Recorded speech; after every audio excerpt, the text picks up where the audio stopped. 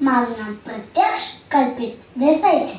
આજે હું તમને ધનાશા વિશે જણાવું.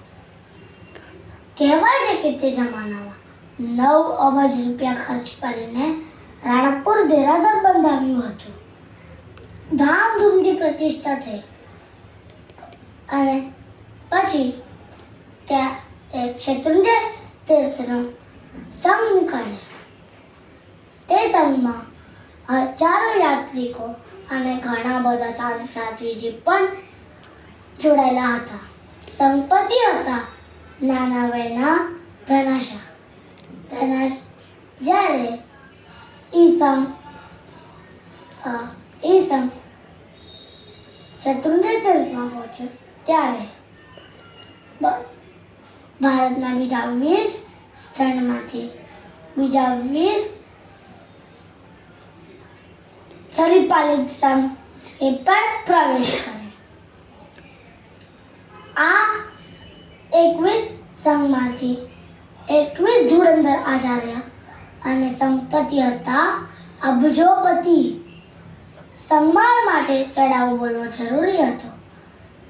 બધા આચાર્ય ભેગા થઈને વિચાર્યું, જો સંભાળ પૈસાના માધ્યમ પર બોલાશે તો આ ચડાવો સાંજ સુધી પણ નહીં પતે. એટલે બધા સાહેબજીએ વિચાર્યું કે હર એક સંપત્તિ એમના જીવનમાં એક સારું કામ કરશે. જેમનું પણ સૌથી સારું કામ થશે એમને સન્માન પહેરાવી જશે. કોઈએ કીધું હું 5 લાખ રૂપિયા દાન કરીશ. કોઈએ કીધું હું બીજા નવા 10 જિનાલયો બંધાવીશ.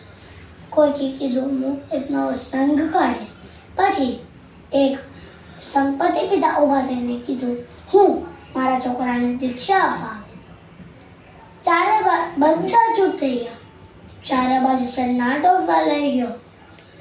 પછી ધનાશા એમની પત્ની સાથે ઊભા થઈને કીધું હું મારા જીવનમાં સંપૂર્ણ બ્રહ્મચર્યનું પાલન કરીશ.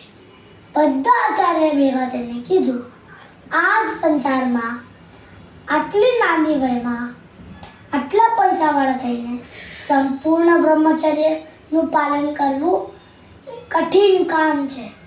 એટલે હું આ સંમાન આ પતિ પત્નીને જાહેર કરું છું.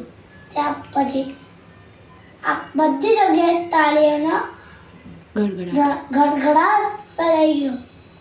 પછી બધા બહુ ખુશ થઈ ગયા.